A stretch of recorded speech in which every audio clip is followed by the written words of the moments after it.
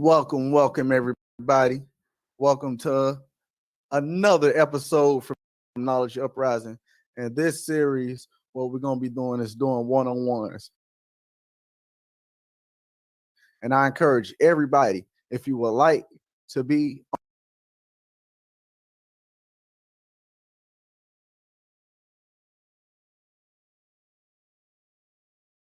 on the episode and just give your sentiments and point of view of things and stuff that's going on in the world as far as the community that you deal with and your personal sentiments, stuff like that. I'm Knowledge Uprising. I'm Lindsay, and this is one-on-one with 4 Black Righteous Folks home. And peace, everybody. How you doing out there? I'm doing pretty good. You know what I'm saying? Got my shades on. I've been in my zone on my channel lately. I'm 3 months into it. I'm fairly new. I feel more confident about talking now. So I'm not as hesitant as I was, and I'm more motivated, I guess you can say, to express myself in hopes to inspire people to think about stuff differently or do things differently to help themselves and help our community prosper and change from the direction that we are going, which is not very good. So what's your inspiration? Before I ask you the question I want to ask you, what's your inspiration to want to do this, to want to help everybody, to want to help the young brothers and sisters, and possibly brothers and sisters that's me and your age, that's going through situations and going through things and they can't make sense of it? Okay, my past, I had been abandoned, and I was in children's foster homes, group home, on my own, struggled a very long time as a single woman, and had a lot of issues with health because of all the stress and misdiagnosis and treatment and all that, and became homeless at one point and two times in my life, to where I didn't have no control, didn't have no family, didn't have no clue, didn't have no resources, and had to figure out, by the grace of God and my will and my conviction, to figure stuff out. But it was not easy. And I realized that a lot of people not are strong and as articulate as me and as forceful as me. When I'm fearful or worried, I move with a particular type of passion and vigor, like a panther or something. And I know that there's a lot of other people do the opposite of me. They freeze. They become paralyzed, and they don't know what to do, and they're voiceless. And I feel like I want to help people on my platform who are voiceless, who have been traumatized, to somehow feel like they can maybe have hope to get up out of that, to strive or think to get out of that, and not feel like that's all they got, because that's not the truth. They've been lied to, they've deluded themselves, and it's only because of the fear, and it's only because of them not sorting out their past and reconstructing their mind that they have disallowed their ability to change. And I want to inspire the hopeless and advocate for children and people that had health issues to break out of the cycle of not speaking and now find a voice to speak. Yeah, I know that's right. So tell me a little bit about this poem I've been hearing about you. You did. It's called The Doomsday Party. First, Yeah. before you tell me the poem, like elaborate the inspiration from behind the poem, man. And okay, what made you want to do that poem? Well, I have it's an amazing poem. I must say that it's amazing. Thank you. I broke my foot. Almost lost my dog. I had bought a little basket to try her out on my bike for the first time, and of course an accident ensued and she ran away, and I tried to run after her, and through the mayhem of that I kicked the pole and broke my foot 3-4 days later, my foot turned green and realized I fractured a very important bone in my foot. And I was like instructed to stay in bed to the best of my ability, told really not to get the hell out the bed at all. So I was like, are you kidding me? It was like, really, do not try to get out as best you can, just the bathroom and back. And through that process, I really could not I don't have a TV. So all I don't have got a TV? I don't have a TV right now. It was stolen. So from the last place I was at. Yeah. So I just had this phone. Well, not this phone, but a phone. And all I had was YouTube. I never really been on YouTube before, just to look up music stuff because I songwrite. So I would look up instrumentals and I would look up. Tell everybody that's just tuning in now. Tell them your YouTube again. Excuse me? For everybody that's just tuning in now, tell them your YouTube again. My YouTube is 4 Black Righteous Folks Home. My name is Shauna. And like I said, Shauna. And so I songwrite and stuff like that, and to help vent as well.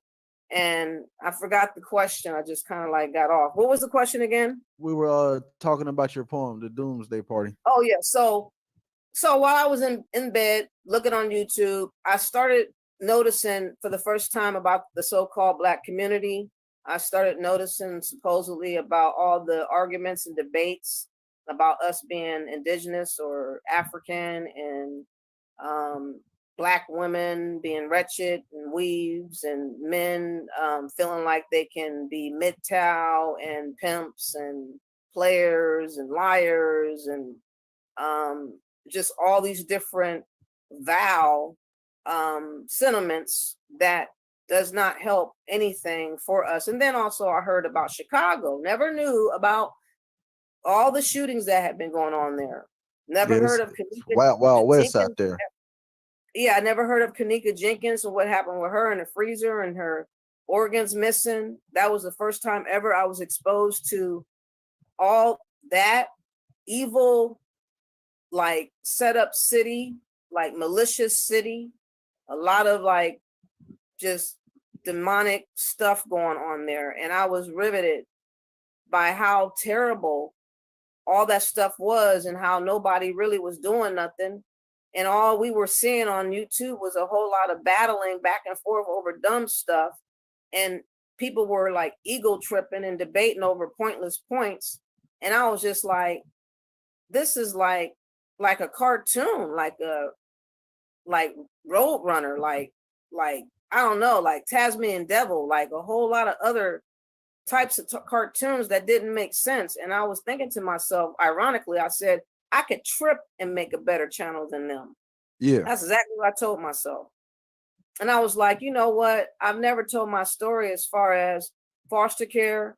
And I don't think a lot of people have shared it, but I think a lot of people who have had that experience or might be on the verge of having a child go, maybe if I told my story, they would be influenced not to have their child go. Maybe they will rethink that. And perhaps the ones that were in foster care would feel inspired to not feel shame, because you have felt shame before. You felt like you weren't wanted, you orphan Annie, all types of talk like that. And, bastard, even though my parents were married, all these things were told to you that you had to carry. And I've gotten over all that kind of stuff. And I just feel like me speaking about how to get over that kind of stuff will enable people to finally come out of the shadows and face their demons like I have. I'm not saying I face all my demons, but I have certainly faced shame. I've faced guilt, and I've faced people that have harmed me. And that's a start. Yeah, I know that's right. Sister. So let us hear the poem. Okay. So this took me probably about 2 weeks to keep doing it. I wrote it so many different times because at first it was so long-winded. So I try to make it more poem-like. So I'll try to do it. I hope you can hear. Doomsday Party. We can hear you. Okay. fought, not all, but far too many. Black folk lost in Doomsday Party. Wide-eyed zombies led by shepherdless herding. Numerous empty-headed beings, shaming all, righteous Black coppered folk included. Trademarked, sharing, damning labels. How come? Droves unruly refuse to grow the fuck up. Men quick to bark out orders without adhering to anything righteous. Alas, Doomsday Party created. Twerking, jerking, foamed mouth like a rabid dog possessed. Shackled, lowly Blacks perform fuckery antics. Hookups pretend, playhouse casually risque. Reality show imageries ruin confused youth early. Trick, dumbed down, females get pregnant, most likely left looking silly. Unprotected, overlooked, unloved. Meanwhile, straight bandit impregnates and sexing for fun. He runs through many ones, then he spits out like overly chewed gum. Max, pimps, players, devours, her essence, turning her into a Venus trap. Soulless, angered, ratchetly loud and freakish. Attitude matches ghetto-ass living. She goes rogue, wearing it as a badge, aka Black bitch, hood rat, ghetto bird, disparaged.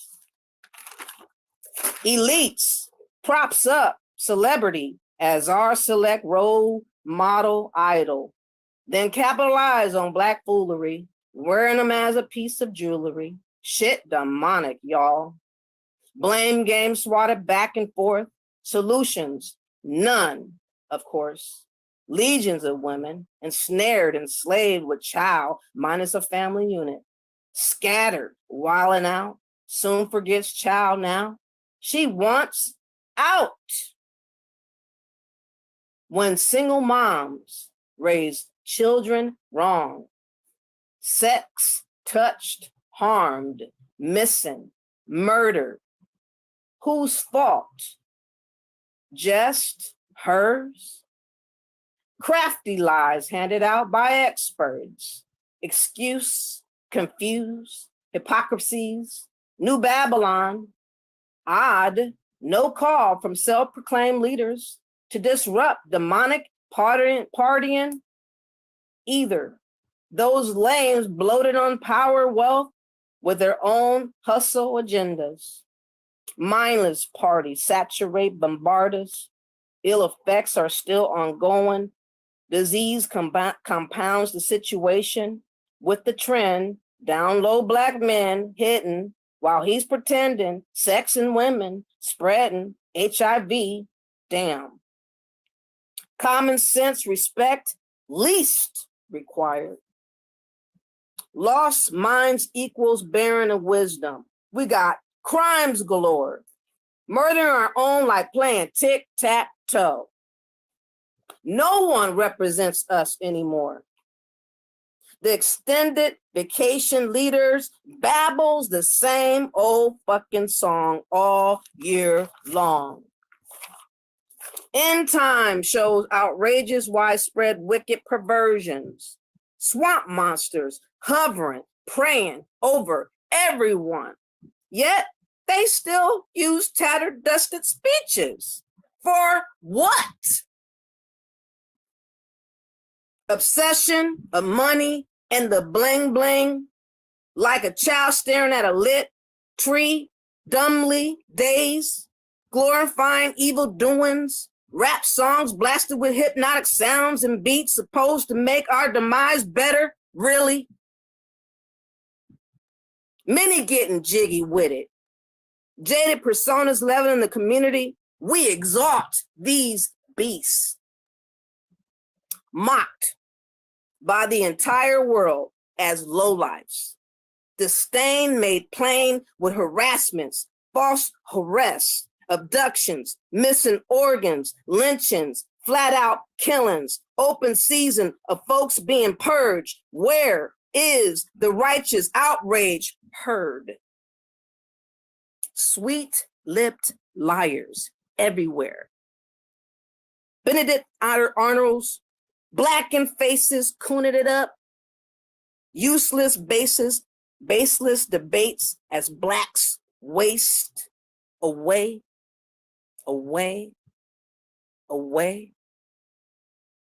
Missing is black marriages, hijacked by reckless dating practices, lies renamed traditions, cultural experiences, trends, movements, wicked. Arise, Lazarus, get up, zonked out, lost sheep. Look around, scapegoated by evil ones who wants us done. Righteous align with like-minded, weed out demented demons, speak truth, unapologetic, reform, return to cleanliness, community unity, take a stand and change. If not, you chose white supremacy, idolatry. Please stop doomsday party. Please stop. Please stop. Please stop. There you go. That was a deep ass poem. To everybody that just tuning in, this is Shauna from 4 Black Righteous Folks Home. Shout out to her. She just got done reading her poem Doomsday Party. And yo, that was strong as hell. Damn, that was powerful. So that's okay. No, we're going ahead. Go ahead. I'm gonna let you. What I'm saying is, so that kind of sets the premises of how I'm gonna answer my questions, because that's how I think. Everything I said is exactly what I'm feeling, what people were doing, how things have evolved, and how we need to get things together somehow. So I was kind of saying what I see and saying what I feel, how we can help ourselves kind of collectively. The reality and how some people are stuck in these realms, and these realms influence them, and it's just all kind of crazy behavior. Yeah, I understand. Yes. We got to snap out of it. We're not in the 80s, in the 90s no more, and we don't have the luxury to be acting like we got all this time in the world. They're setting up everything in play and in place. And when they come for us, no one's going to be prepared, and we're going to be just sitting ducks to be shot and slaughtered and rounded up like cattle. And that's fucked up, that we're not going to fight or try to do something to help ourselves get out the way, or do something for an opportunity to be better off than what it looks like now. Yeah. We know what's coming. Yeah. And we just got to accept it. Now, you told me you are indigenous. So explain like why some people like to say African American, and we all are relative when we say black, because indigenous can relate to that, and people that call themselves African Americans can relate to that. So I'm 47, and I remember when Jesse Jackson first brought up that word for the very first time ever. I was 16 years old, and when he said it, I got pissed, because I remember being I don't think I was a Negro when I was young, because I was born in 71, but I know that we were called Negro, colored, what else? Black. It's like every 20, 30 years they change our fucking name. Yeah, they changed it. Yeah. And I'm saying, how convenient when he goes for presidency, he comes up with this term, and it was not on his own doing. So to me, it was so what you think influenced that effort? What you think influenced that them two words, and it became the symbol of people with melanated skin that were born in America, African American? I think that he was told by some higher up person, elitist, to instill that word, to approve that word for us to have change, to have us be connected with Africa as a means to do what they're doing right now, and making us be confused on what loyalties we should have. And I'm saying indigenous for the fact that this is all I know. And there is no reason for me to think on another country that has never done nothing for me, and I've never done nothing for them, and I'll never be going there, and what's going on there, there's nothing I can do to change it. Men that have said, oh, we can go over there and help them out. You're not doing nothing here. So how are you going to go there and help them out? What sense does that make to say you are not doing nothing here, but you can go to Africa and make things right there? That is stupid. And when someone said that, I was like, come on, dude, you're in La La Land. You know, that's when people are like playing dumb. They're making up stuff to make themselves sound good. We don't have time for ego stroking, lying bullshit. That's not realistic. That's not something you're going to do. So stop the bullshit. Stop wasting our time with lies. Cool. So, tell me your thoughts on the conscious community, as far as on YouTube, the Black conscious community, and the ups and downs of that, the drama, the good and the bad, and just your perspective of it. Well, I feel that there's some people that's in there that has good ideas in their platform, and they do a good thing to tell the truth as far as what the government is they're up to, like the HARP, like the CERN, like the what the stuff that they're spraying overhead, what is that called? Chemtrails. Chemtrails are like the water that's messed up in Japan. People have been talking about stuff like that. Radical Sister's been talking about that. In Michigan, Flint, Michigan. Yeah, Michigan, their water going on. So I like seen an article the other day, since we're talking about water, and I hate to digress from what I just asked you, but I seen that water has been linked to having drugs in it. What? Yes. Fluoride for sure. It was having fluoride. It was having antibiotics and all kinds of stuff in it. Oh no! Traces of that, yeah. So people have been. Where in Flint? In Flint? I believe it was 20 states from the article I read. Yeah. Dang, they really going out their way to mess us all the way up. But even the vaccinations and the flu, there's going to be some issues behind that. I'm suggesting, like, I have another page from the one that this is, and there's only 2 videos on it, because for some reason, when I did my first video, which is this poem that I just read, it got frozen somehow. I accidentally pushed something because it was in my pocket, and it hit something, and it locked my phone from video taping for 3 months, and I did something, and it went back to working. So I talk about flu shots and immunization shots. And I remember when I was in the hospital just recently, people were just floating around asking you if you wanted the flu shot. I mean, they're like adamant about people getting flu shots. And I'm telling people, y'all better be careful. Y'all better don't do it. Don't do immunization shots. Don't do flu shots. Look up Bill Gates as far as what he did in Africa and how they're planning on depopulating America and everywhere. And the water, like you're talking about, is one of the ways in weakening people's immune system, because when they make a superbug, the antibiotics are not going to be working. You're going to be resistant. So you're going to get sick and die. So that's why they're doing this kind of stuff. And that's why we need to be up on building our immune system, eating better, getting pure water, learning on what herbs or what to take to help flush out, the organ that cleanses stuff, and look up on that stuff. I used to know that kind of stuff. Do you eat meat? Huh? Do you eat meat? I do eat meat, but I should not. But right now, I just got out the hospital like 3 weeks ago, and I had a real bad episode with dehydration, and I had a Crohn's flare, which I had lost a lot of weight, and they pumped a lot of medicines in me, and I was jacked up for a while, and I'm coming back right now.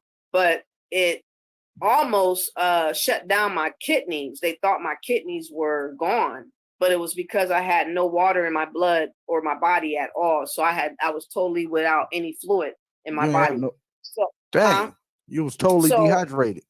I was totally dehydrated. I went from the urgent care via the ambulance to the hospital and stayed for 4 days.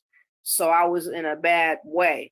And in those 4 days, I came to realize, a lot of things I did caused this to be because of my broken foot. I was drinking too much to accommodate being, stuck in the bed, and I was eating too much because I was depressed, and that didn't help my condition because I wasn't moving around. And so I'm having all this extra food that my body is not able to handle, and over time it caught up and it got my ass. So I had to realize I can't be no glutton. That's not working out for my condition, and I need to change because that's a sin anyways. So that's why I gave up alcohol, and I'm trying to give up more meat, but I can't give it up cold turkey because I feel like I would feel weaker.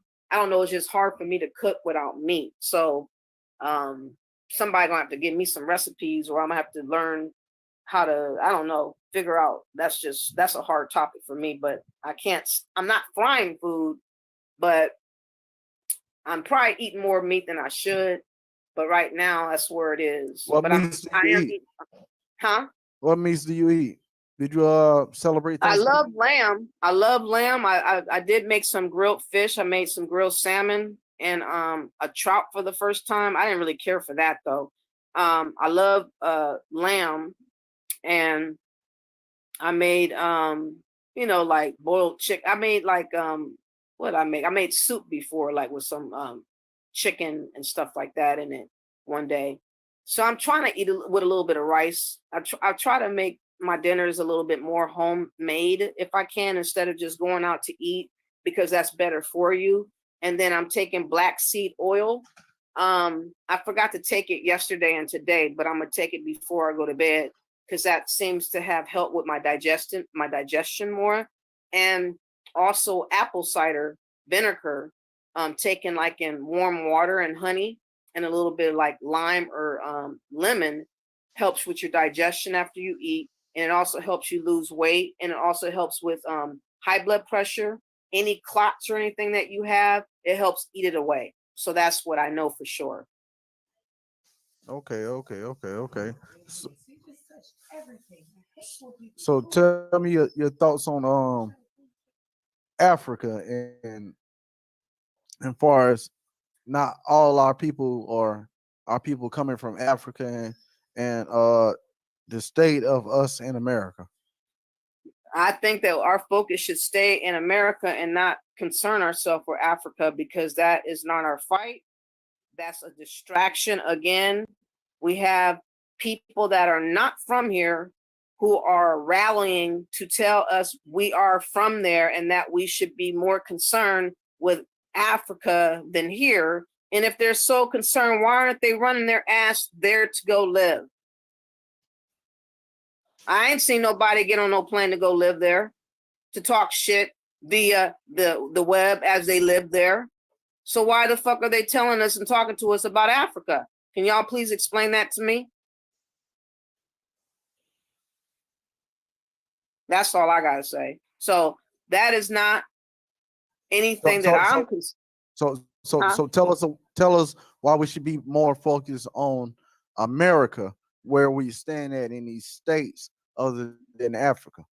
Because we're from here and we're looking at what's going on with us. We have people being lynched. We have, like I said in my poem, we're dying. We're being targeted. People are getting away with murdering us. Cops are able to go to someone's apartment and say she thought it was her place and kill a man in cold blood. We are being treated as if we're insects, as if we're roaches, as if we're ants. And I think that we should be concerned about our survival than people that are so far away and they may or may not be related. And I don't give a damn, because I got to worry about me here and the people around me here, because the people around me here can be my friend or my enemy while I'm trying to survive here. So, what are your thoughts about all these school shootings and just mass shootings going on throughout the U.S. right now? With white people or black people? Mostly white, right? Yes. Well, they got mental issues, obviously, and I think some people are probably that. What's So that? why do you think that when situations like that happen, they like to say that's the cause of it, but then us, we get thrown in jail and saying, "Oh, we just this Yeah, sadistic murderer." they use kitty gloves when it comes to those people. They try to make up some nice little phrase for them, and all that is white supremacy. All of that is programming us or inciting us or attempting to incite us. But for some strange reason, it really does.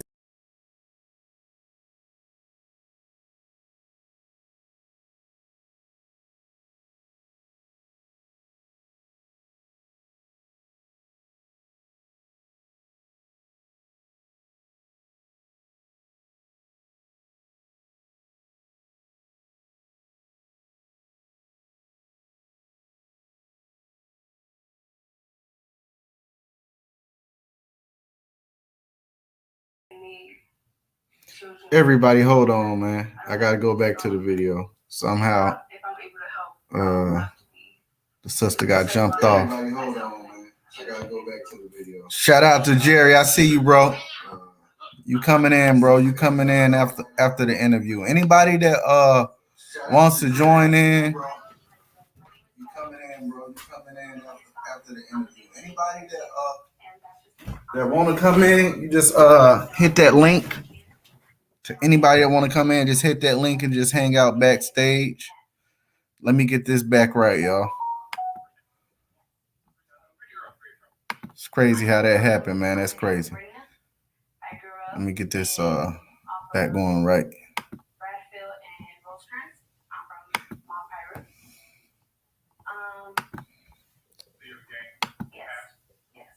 Diet deck the gun. He like, man, what's going on? Yo, Mind's Eye, I see you. Yo, Diet deck, what's up, bro? I want you to come up on here. You and Leonard, man. Everybody come on, man. Y'all hang out backstage, man. Y'all hang out backstage. I see y'all in the chat, man. Shout out to Diet deck. Yo, Diet deck, you did a good ass video the other night, bro. For real. Mind's Eye. You already know, bro. Jerry, I see you, bro. Yo, just hang out backstage to after the interview, all right? I'm about to pop the interview back up. And yes, this was the pre-pandemic interview. So you know what I'm saying? Some of the stuff she was talking about like post 2019, somewhere around there, 2018. You feel me? So because you see she was building on the Kaninka Jenkins shit and all that. And this is I wouldn't say when that indigenous movement started, but this is when it started to get heavy on YouTube, you know. But this not here nor there. Let me get this back up so we can finish, man. All right. Let me see here. We got it up there. Do that.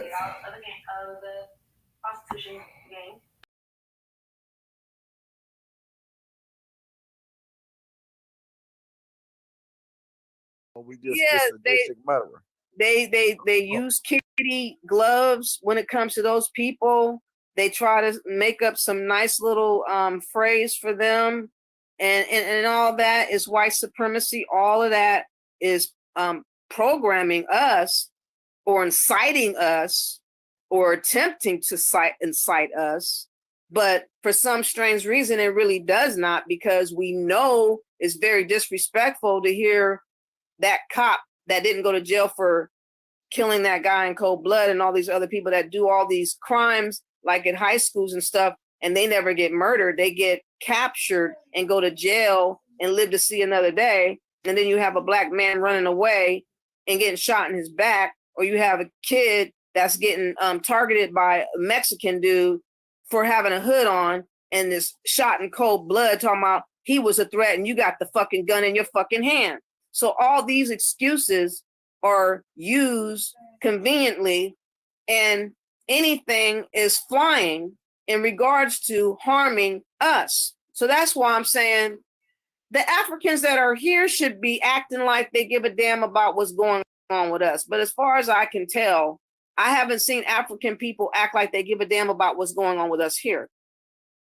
Only thing I saw Sinetta talk about was what happened at the nail salon when those two people got beat with the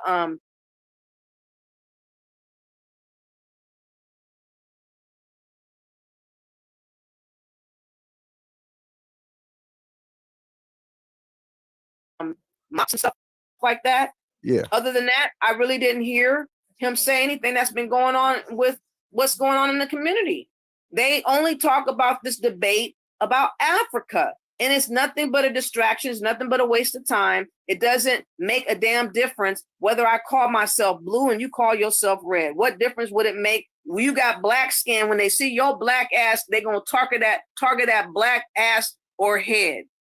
So what is it going to resolve to call yourself indigenous or black? I really don't care. All I'm saying is I'm team indigenous. You can be team Africa and we can be on the same side. We're playing all-star in this motherfucker, but we got to survive while we're here from what is going on against all of us. But I ain't seen Africans act like they're on our team. Have you? Or am I tripping? No, I haven't. Now, I'm not going to lie.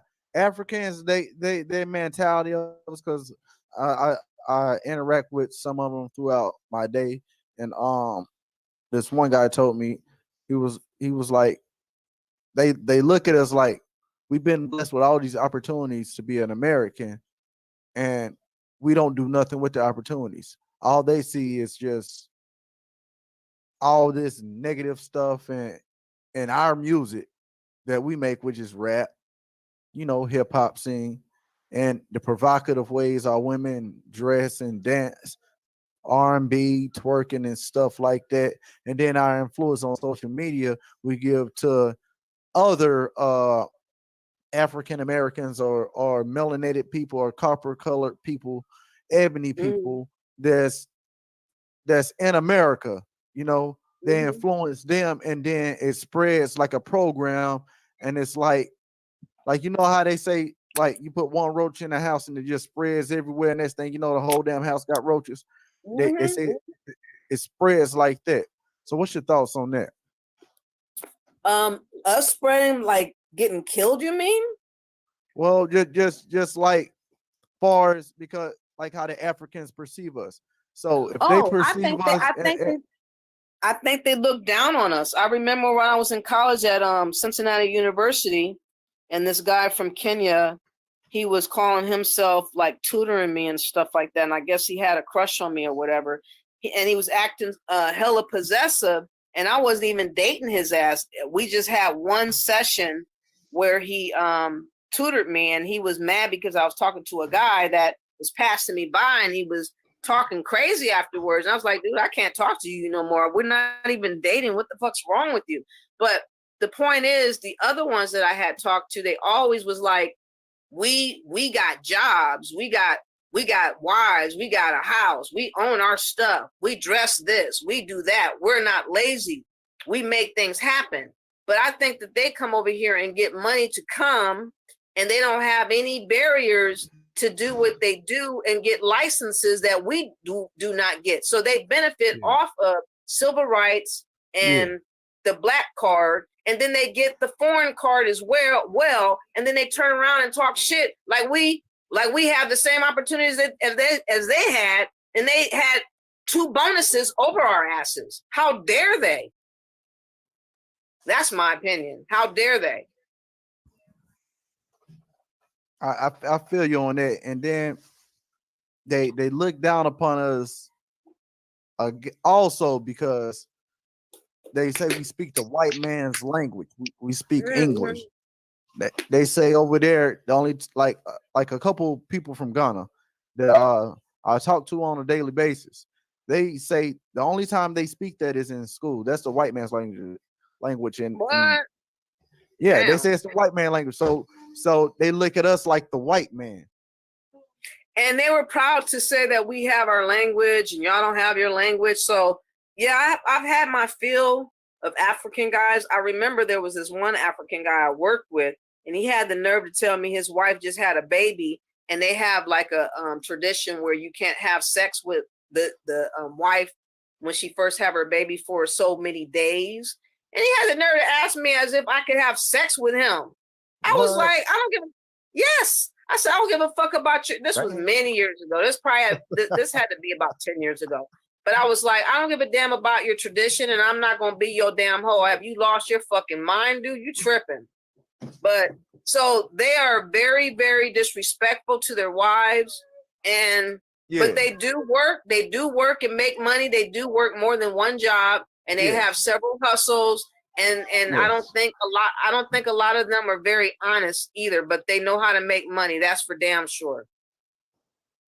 So what's your so give me your ideas and your thoughts on what we could do to uplift the Black community and just spread the knowledge, this indigenous knowledge that well, people ain't gonna like to hear this answer. Because it is just like tell us your truth. Tell us what got you. Tell us what got you here, and tell us what you think, as far as a community. Changing my perspective, changing my priority. Instead of me thinking about being a gay woman, that was I changed in 2010 from that lifestyle. But what I'm saying is, if you caught up in the hobby or the lifestyle, that's your priority.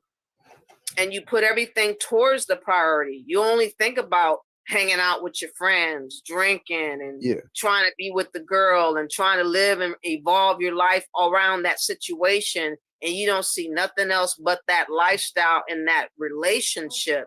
I had to change from that because I felt like that was an endless and that was a dumb, dead end situation for me, because the relationships never was long term, and you dissipated from that lifestyle because you figure it wasn't getting you nowhere. It was getting me nowhere. It was a dead end road, and I didn't have nothing to show for it. And I felt like too many years was elapsing to where I was becoming old and looking older, and I could not allow myself become an old grandmama looking person as a lesbian with nothing to show for. So I had to figure I needed to do something new, and maybe I needed to change. So that was the beginning of me stopping that situation and turning to look to be righteous. But my dilemma was I didn't like religion. I don't believe in religion because I feel like people they worship the pastor. Now a lot of people like to say righteous, and righteous is in accordance with religion because you feel like if not you necessarily to me. So that's why I was getting to, like, break down like your ideal of righteous. Being righteous is just doing right. Like, I know I shouldn't be stealing stuff if I come to your house.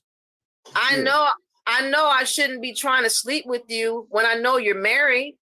Yes. I know I shouldn't be trying to poison you because I want to see you die.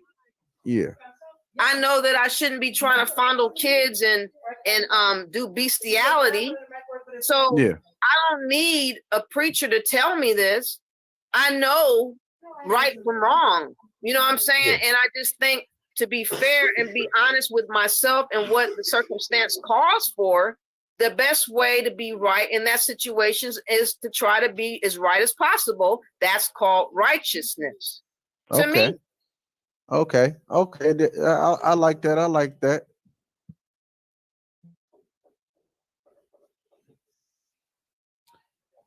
So before we end the show, I see you got locks. What's your influence behind the natural look? And tell us the most important thing in life that you learned so far. getting my hair like this, actually it happened when I turned 40. My hair was highly damaged from, you know, not taking care of it right, wearing too many hats, you know, it breaking off from perms and trying to get it braided and all that kind of stuff. And so I decided I was just going to cut it all off where it was dead and start all over again. And I started twisting my hair and it started looking decent and people started complimenting me and it just started growing. I started buying different products to make it grow and get healthy. And I just started learning how to do my own hair for the first time ever in my entire life. And I was shocked. I was like, I never knew how to do my hair. And I'm all of a sudden just doing it like I know. And I just did it. So it's liberating to not have to have somebody do my hair. And it's liberating to have different styles that I made for myself and matched for my face. And it's natural, so no one can clown my hair. And it's my shit. So I enjoy the fact that I did it. And I enjoy the fact that it's my hair. And I enjoy the fact that I don't have to worry about having chemicals and all that other stuff in my hair. So I'm kind of proud of myself. Okay. So are you asking me what I feel about weaves? Oh, well, you can tell me, you can elaborate about that and tell me your thoughts on that too. Hell, why not? I mean, I wouldn't wear weaves because of people becoming bald behind it. So what about sew-ins, weave, all that, braids? Yeah, it's just like it's on your scalp. It's very tight and it's very damaging to the scalp. And I think it costs a lot of money. I just don't think that it's worth it to me to spend so much money for a risk of ruining your scalp and your hair. So I think a wig would be better for women to do because you can keep and maintain your hair underneath the wig so that you can grow your hair out to be healthy and eventually have your hair.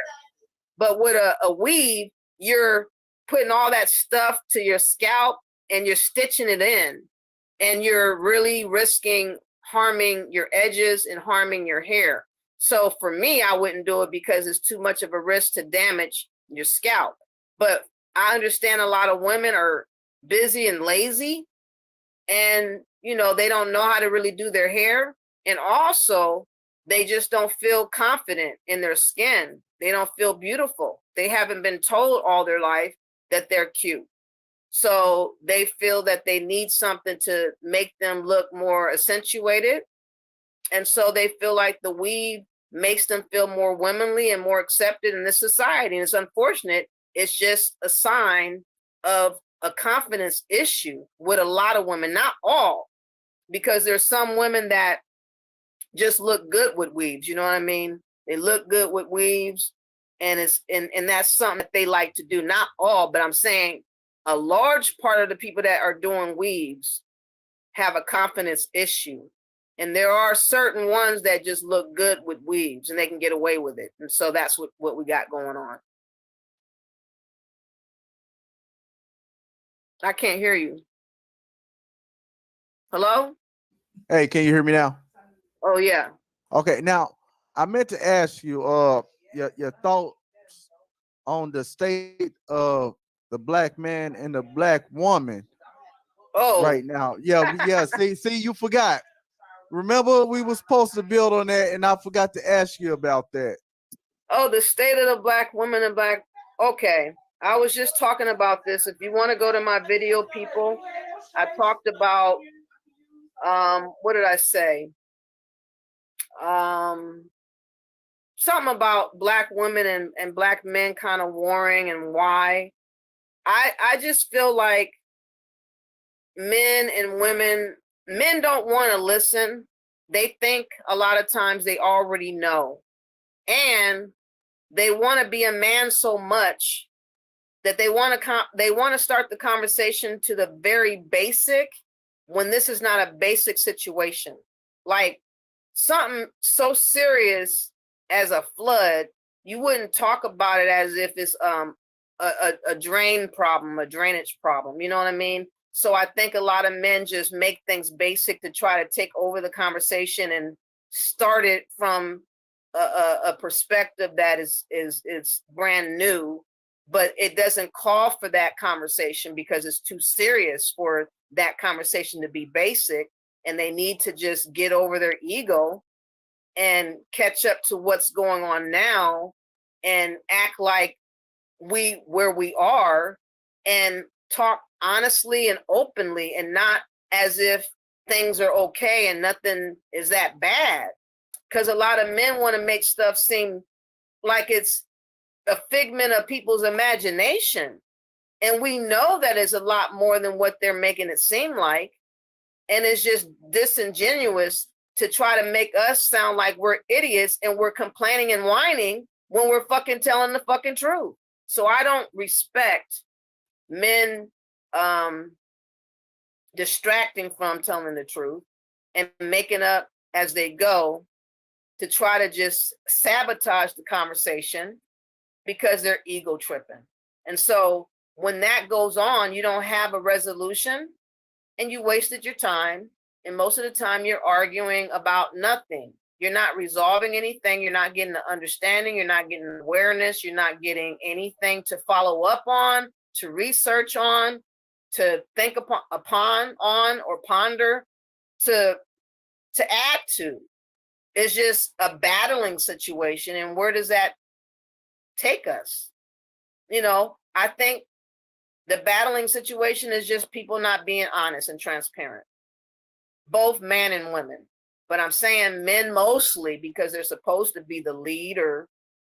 They're supposed to be the example, but they're hiding it behind facades and lies and personas and ego. And you can't have it both ways. You can't hide behind an ego and then expect us to just ride with the lie of the ego or how you vibe right now. That's not going to work with the reality of what we're dealing with. You know what I mean?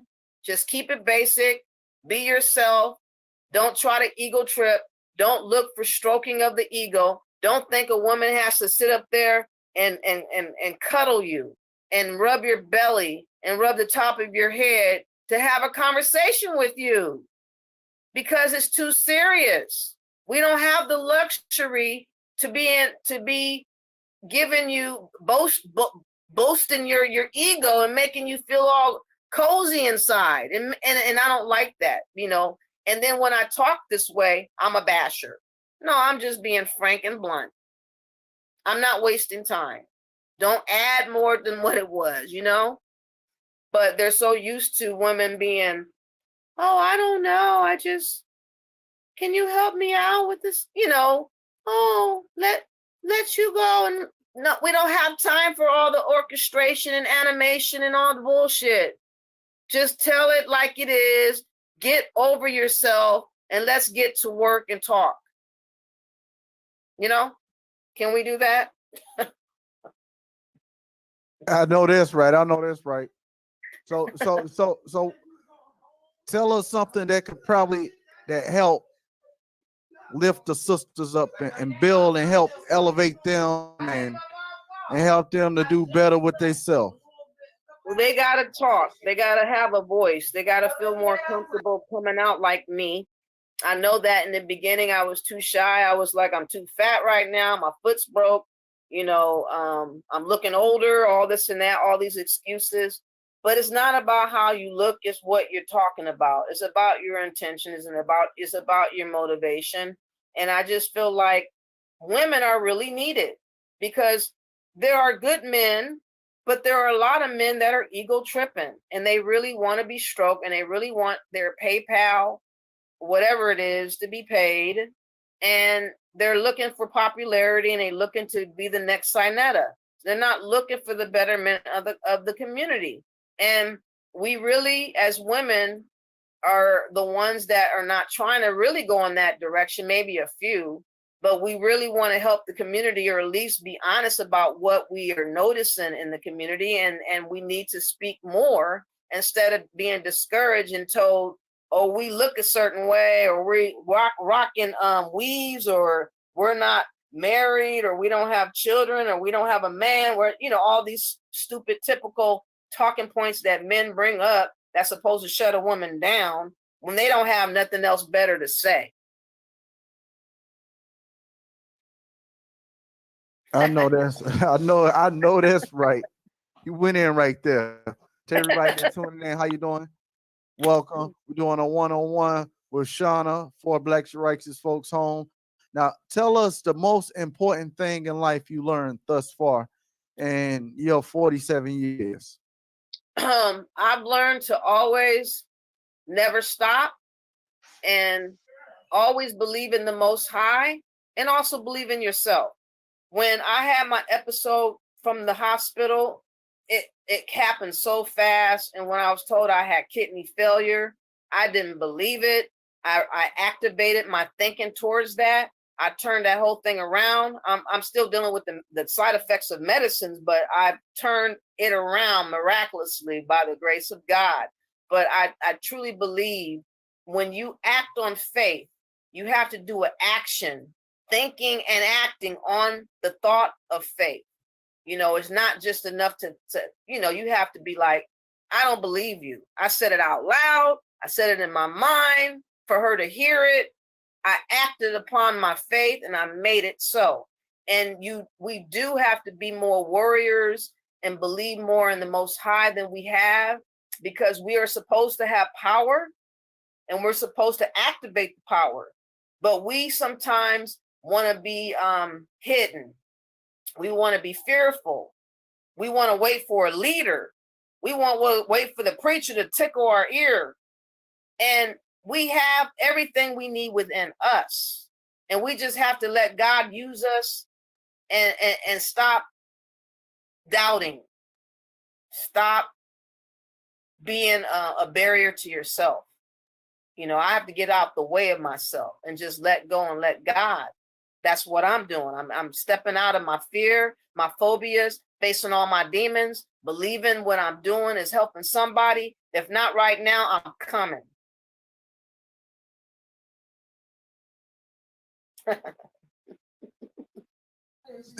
Yeah, I know that's right. You know, I enjoyed this broadcast and I enjoyed this. Are you online where people are seeing us? Because I can't see like anybody talking. Yeah. Ask them if they got any questions or anything. So far we got Huey P. Nuisance. He said, "What's up, family?" And we had When Boredom Sets in. He said, "What's up, family tree?" Nobody else has said nothing. Oh, we got so you have like 3 people? There's only 3 people? Yeah. Oh, okay. All right. Well, I appreciate you interviewing me.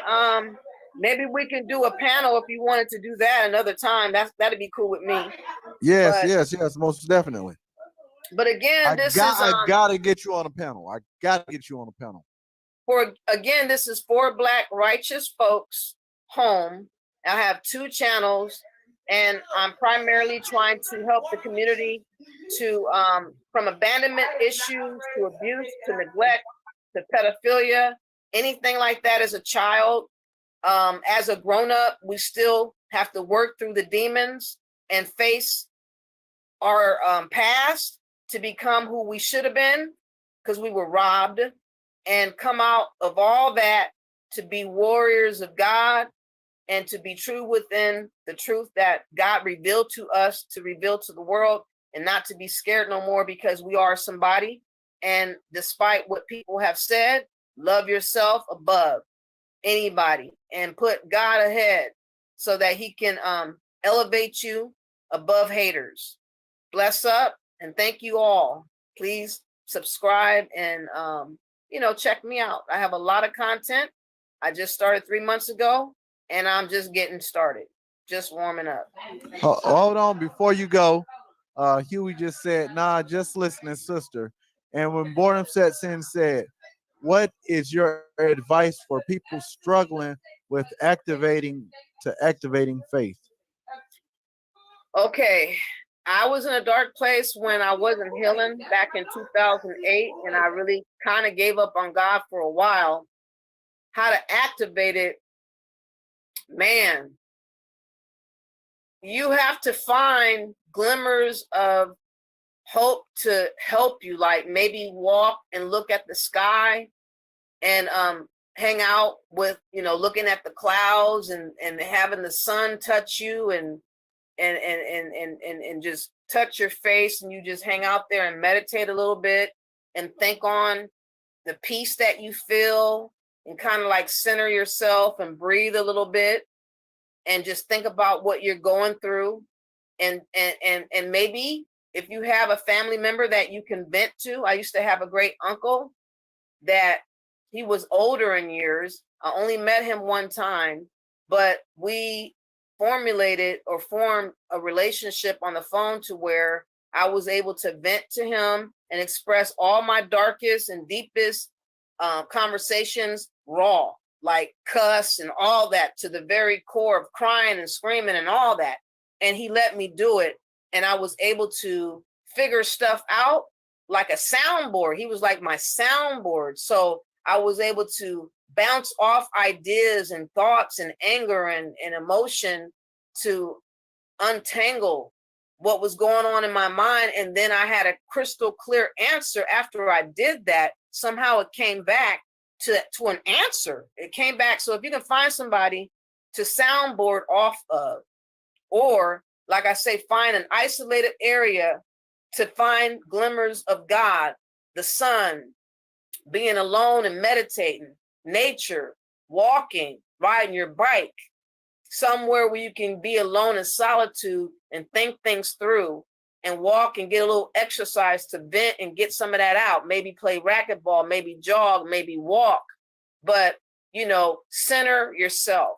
Then take a nap, wake up, maybe take a bubble bath with some candles and some jazz, but keep centering yourself, baby yourself, love on yourself, and then think on the betterment of what you can come up with while you're loving on yourself. And that's the best way that I can advise you. Hello? You have to unmic. Yeah, I had to hit it. Okay. But did he understand what I was saying? Stop acting. What they say? Stop attacking black to us as a people. Stop attaching black to us as a people. He said, good answer. Okay, thank you. I appreciate that. Yeah. Huey was saying we got to stop attaching black to us as a people. What does that mean? Attaching, you kind of went out. He said, stop attaching black to us as a people. He don't like the word. He don't like the word black. Is that what you mean? Yeah, Huey's not quite fond of that. Okay, well, he can call himself copper. I don't mind say black and copper, actually. Okay. But anyways, it was nice talking with you. I hope that we can do panels. I noticed that you had a lot of guys on your panel last night. I was like, man, you had like 6 or 7 of them. Yeah, man. Anytime I do a panel, I like I said, I always want people to come in. The more the merrier. How many females do you have though? Just 1 or 2? Man, I don't have no females on the panel. I ain't even had my wife on the panel yet. I'm gonna be arguing with all these alpha dudes. You gonna put me in the pit? You gonna put me in the pit with dudes? It'd be an awesome panel. It'd be an awesome panel. Okay, well, I would start off with like 2 or 3 at a time, not maybe 6 or 7. That's probably like an overkill, because somebody's not gonna like my conversation. Somebody ain't gonna like it. It's over there on the stairs.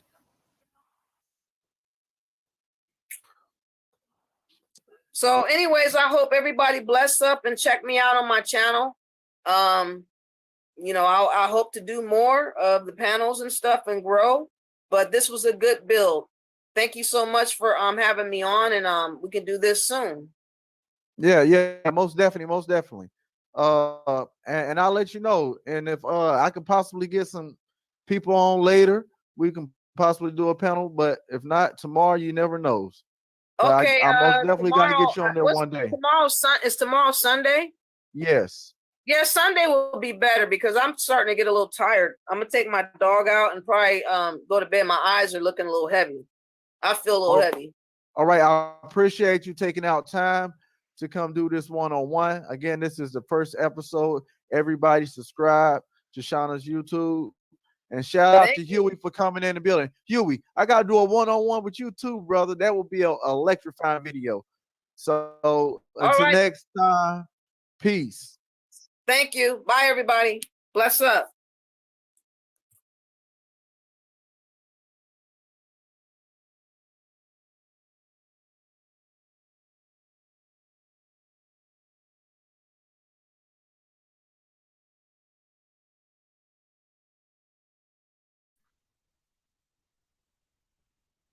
I'm in the show. Everybody can see me and hear me. Oh shit. Yeah. I ain't got no reason for smoke. I could have gave you guys a little smoke show for the intermission. That is what it's for.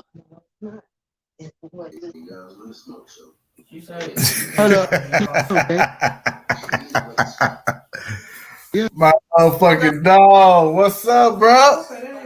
Ain't shit. What's good with you? Hold on, man. I got this shit connected to the TV too. Hold on. What'd you say, Money Man? TV too. Hold on. What'd you say, Money Man? Got that kind of view. What? What's up, bro, man? Ain't nothing. Shit. How you doing? Man, you know I can't call it. What's this right here? That was you in the private chat. Just dropped them messages, bro. Yeah, old girl. I like how old girl was talking. I mean, that's true what she said. How a lot of us is. Hold on. Before that we get real. That. She. I mean, like, my wife was listening to it with me. She was in here with me, so me and my wife listened to the show. You know what's up. That's what's up, bro. Yo, yeah. Tell your wife I said what up. Now before we get into the conversation, with the one-on-one, man, let me drop this real quick. Shit, to be honest with you, I got some shit I need to do. I gotta we just came back from the grocery store, so we gotta vacuum seal this meat up. So before you go, man, what's your thoughts on the interview, bro? Oh man, I enjoyed it, bro. Like I said, me and my wife listened to it.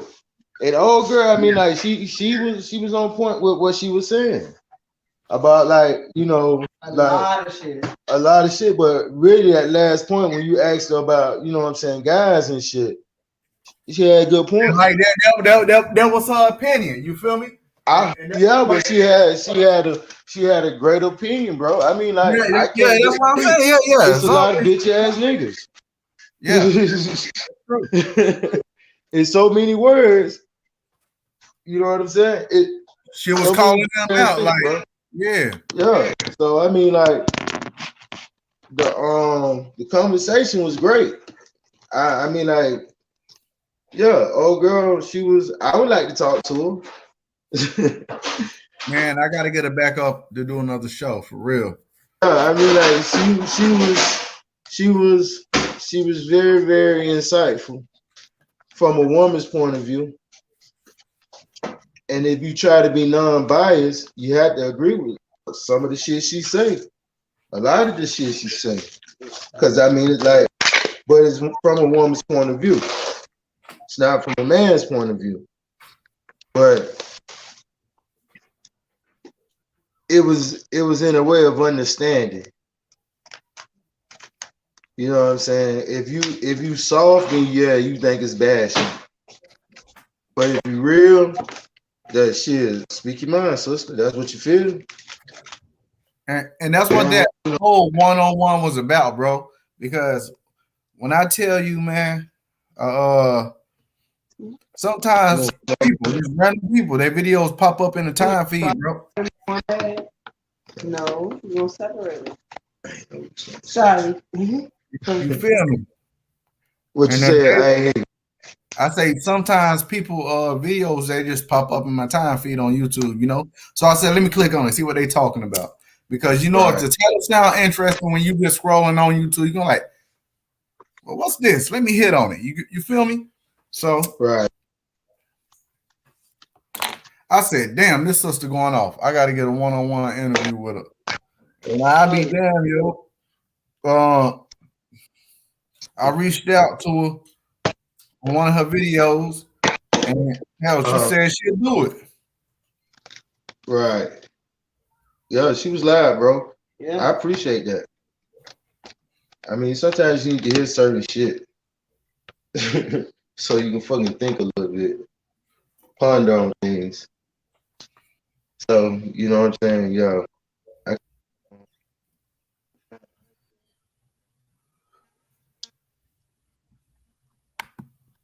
Oh, shit. I want to answer the phone. You had went out, Jerry. You had went out, bro.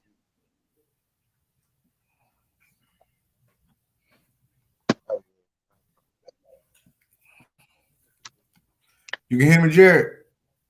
Hold on, I can't hear you. All right, you can hear me? Yeah, bro. Can you hear me? Yeah, I can hear you.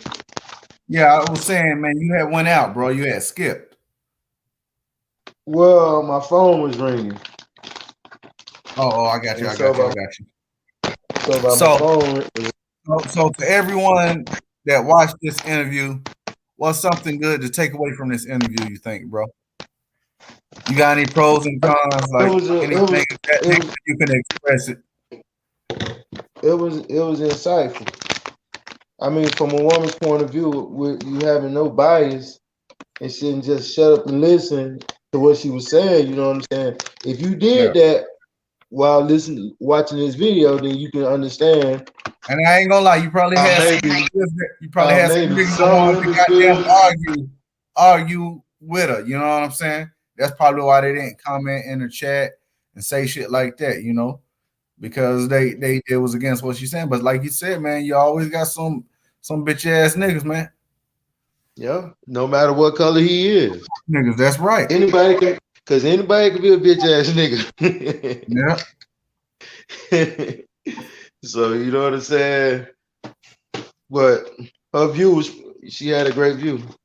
I enjoyed it. I ain't gonna lie to you. Good shit, bro. Man, that's why good journalism. When I thought of that, I was like, that's how you do good journalism. Hell yeah. Hell yeah. That's when I thought, man, like, yo, this sister, she want people to hear what the fuck she got to say. So the first thing in my mind was like, yo, man, I got to get her on a show, a panel or something because she going in.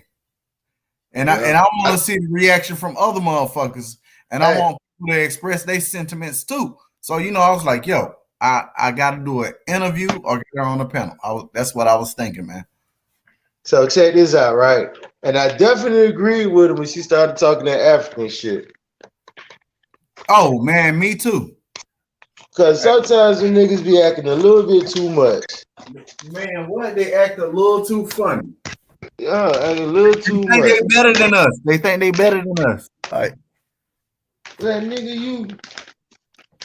The same shit. You talking about they know how to get money. Nigga, hey, Jerry, niggas in America get money too. Yeah, we do. We just, y'all niggas just got, like she said, y'all niggas just got like extra benefits because y'all motherfucking immigrants. Facts. You know there you go.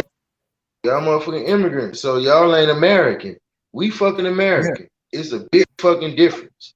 No matter if great granddaddy came from Africa.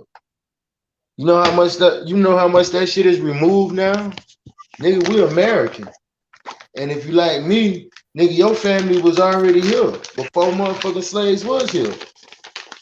I'm American.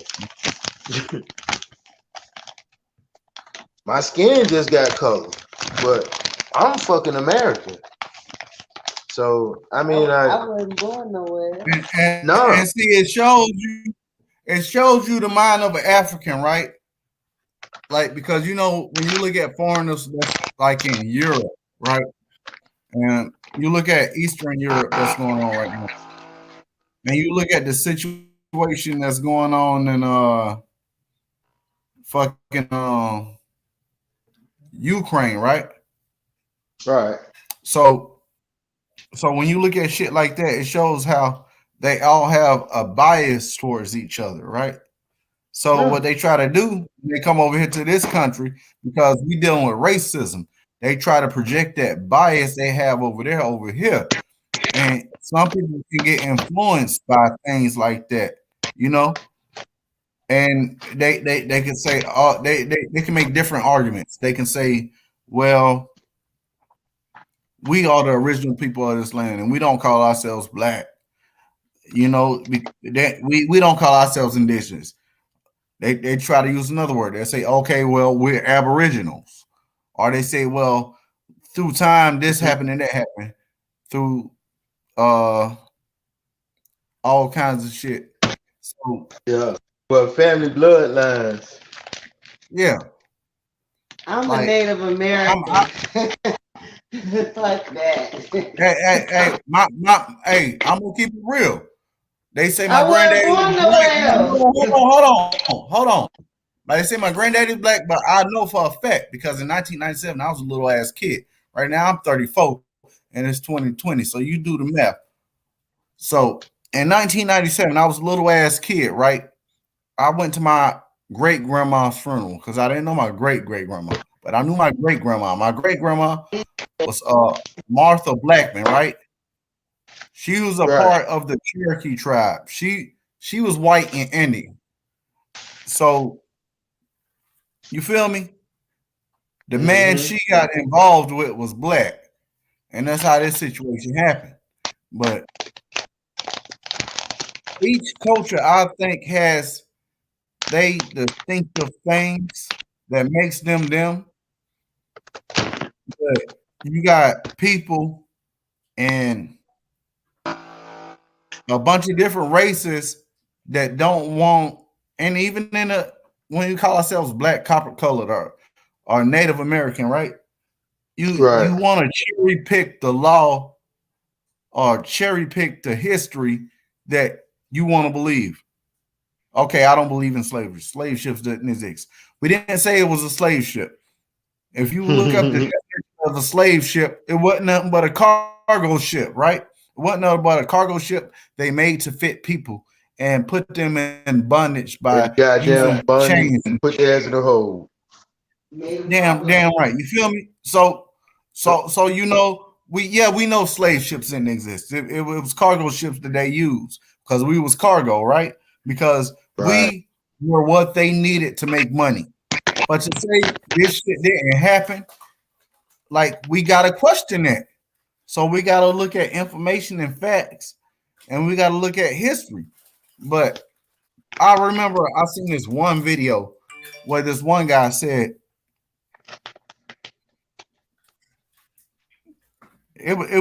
he was talking about his grandma in like the 1930s, 1940s or something.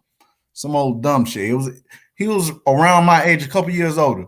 So it'd be like you Jerry talking to your great grandma, your grandma, right? And they say, well, we never heard of slavery. They didn't talk about that back in our day. So now you ain't talking about slavery. That don't show us what led up to this big ass bias for the white man and black man. So that means racism didn't exist. But you said your grandma was from South Carolina, and we all know what goes on down there. So somebody tell them a lie just to push the agenda to make it seem like, oh, we were Indians and that black and white shit didn't affect us. You're damn lie. Like, see, you know. Can I say this? Let me say this, bro. Say if your grandma was from South Carolina. Now I'm pretty sure she knew some people that And I'm showed gonna tell up you, you called said this people of color some niggas. A whole bunch of niggas. I'm pretty sure they called some niggas. So shit. I Yeah. mean, like, it's to me, only because, bro, let me tell you some crazy shit, right? The only reason I say the things that I say, bro, is because my great granddaddy is white. All white. No black at all. He a fucking white dude. See, that was my great You know what I'm grandma. saying? He was Cherokee and white. I mean, Grandma Marshall. No. I think my great granddaddy was what? Was he Scottish? Some shit. Wasn't that more? Yeah, that motherfucker was Scottish or some shit. Anyways, white dude, bro. No bullshit. Like my great auntie, little white lady. I ain't gonna lie to you. So when I say some crazy shit, it's only because, bro, I just feel like a lot of shit need to be said, and you can't hold no bias. Like, it's like this. It's kind of like a white kid coming up in the hood. He gonna say nigga more than niggas do. You know why? Because he gonna get his ass whooped every day. He gonna say that shit. Niggas gonna find him, but he gonna still fight, and he gonna still say that shit. He gonna get used to that ass whooping. Yeah. So that shit ain't gonna matter. I gotta clean this out. Oh, yeah. So you know what I'm saying? You have things like that. So a lot of shit motherfuckers gotta get over with. Now if I know a white dude, my white friend, he from the hood, and he called me a nigga, you know what I'm gonna do? Nothing. Cracker. That's it. That's all I'm gonna say. I ain't gonna jump on him. I ain't gonna beat him, kick his ass, and he's still gonna be my homeboy. Yeah. You feel me? He's still gonna be cool with me. So you have to understand what some, you know what I'm saying? Someone grew up with it. And so you have to respect that shit. You know what I mean? Because not all white people are bad people. Facts. That's just real shit. And not all black people are good people. That's facts. You know what I'm saying? So you have to take the good with the bad, but you have to decipher which one you want to be a part with. And so shit, you know, they say motherfuckers get passes. No, motherfuckers don't get passes. It's just that it's an understanding. It's my motherfucking dog. Fuck his color. That bitch can be goddamn pink. Look like a goddamn or goddamn green for all I care. All that tell me is the nigga know where the weed at. and I'm with it. That's it. Hold on a little bit. It's chicken. I mean, you gonna put it in. Hey, bro, man, I appreciate, man, you coming up on the panel, man, and expressing your sentiments. I tried to get more people to come up, but hey, yo, it is what it is. So, everyone, everyone is, that's them niggas, right? They'll listen, but when it feels like they're attacking them, they don't want to come up, right? Yeah. I don't know why. Shit, I mean, like, we ain't doing nothing but talking. And I mean, you show share your ideas and shit. That's cool. I mean, everybody got a different opinion because we different. Ain't nobody the same. Even twins different. But that's how big. But some people would talk like they know something or want to, talk about something. But then when it comes down to it, they don't want to know. Hey, listen. For the record, I don't know. Hey, check it out. For the record, I don't know shit. Everybody, she going in right now. What you think about the interview about the girls? Yeah, talking about the black. I mean, she has some key points. To each own. Everybody had their own opinion. Yeah, that's true. Everybody got their own opinion. Everybody got their own opinion.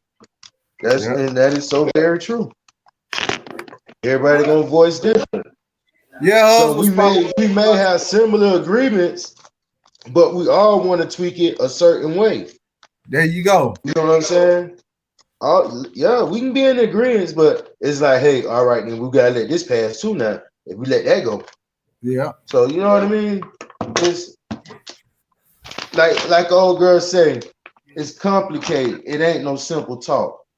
The motherfuckers ain't got time to be trying to have complicated conversations and it's not being reciprocated. Yeah. Yeah. You know what I'm saying? So I agree with some of the shit she was saying. Like I said, it was from a woman's point of view. Yeah. So by it being from a woman's point of view, you know what I mean?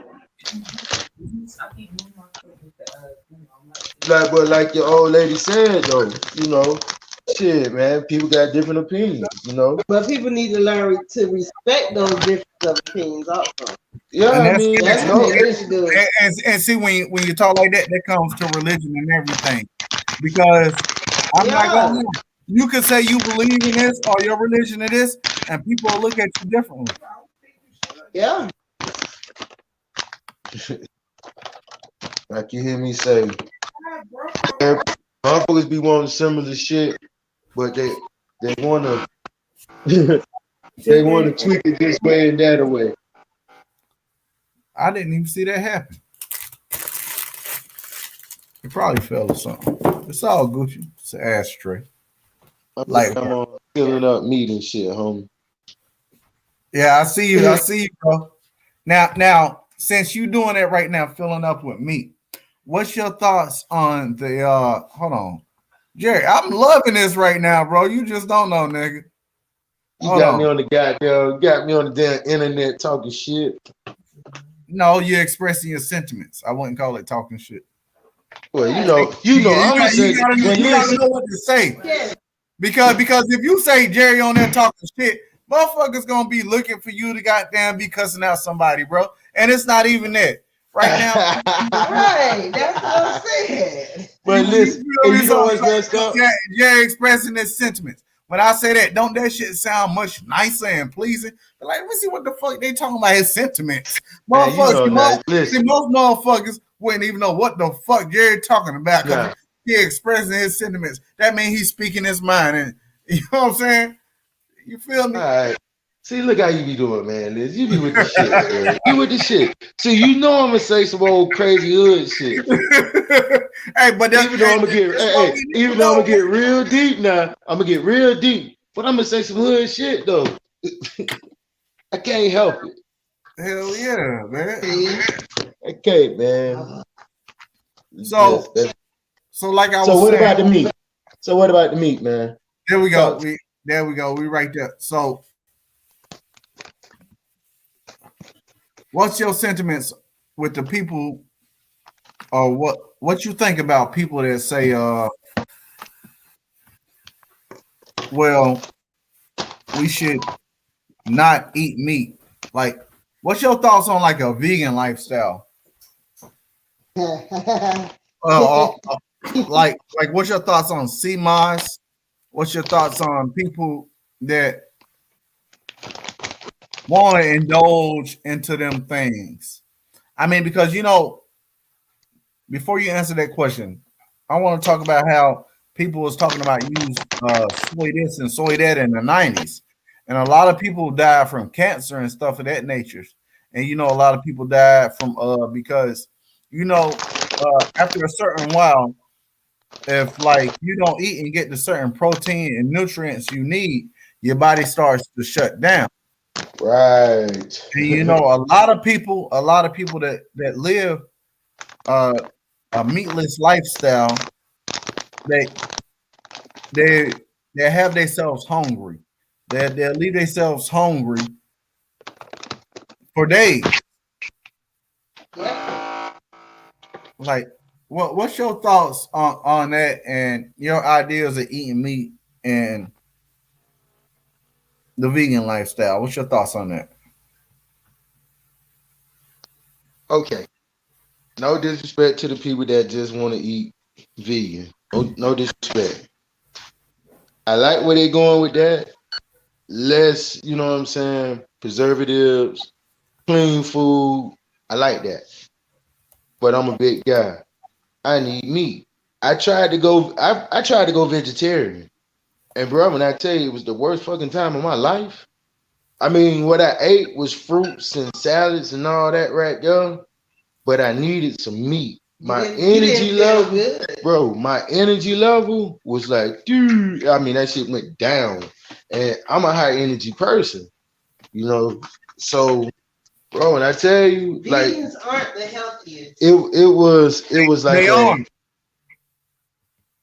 So do y'all think Dr. Sebi?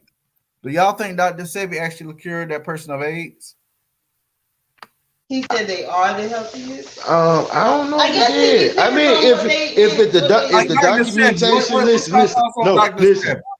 listen. If the documentation said the man he healed the man of AIDS, and you know, hey, it ain't like it's nothing on God's earth that is not curable. That's right. You know what I'm saying? If it's man-made a goddamn what's the name for it? He made a cure for it or something to combat it. You know what I'm saying? No matter what the hell, because of motherfuckers need a contingency plan. You know what I'm saying? If shit go haywire, we do need something to equalize it. Yeah. Or at least save us if we can't save the mass population. So I seriously